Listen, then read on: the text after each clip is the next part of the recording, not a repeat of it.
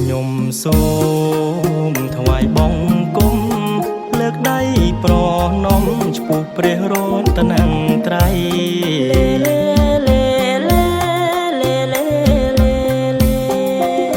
វាសនាគូគប់ពិតជាមានភពនិស័យ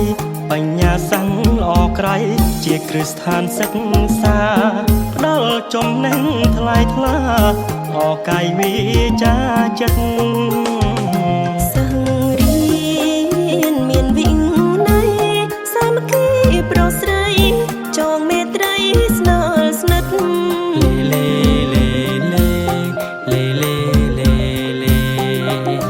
លោកគ្រូនាងគ្រូបណ្ដងគុណធម៌សញ្ចរិតសិលសមាធិពិន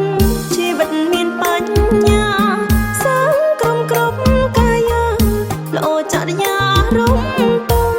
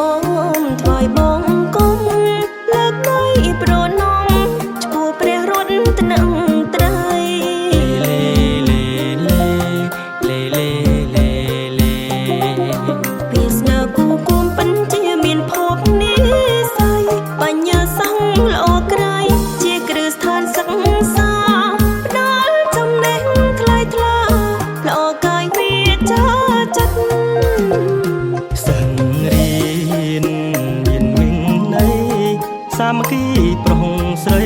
ចងមេត្រីស្នេហ៍ស្និទ្ធ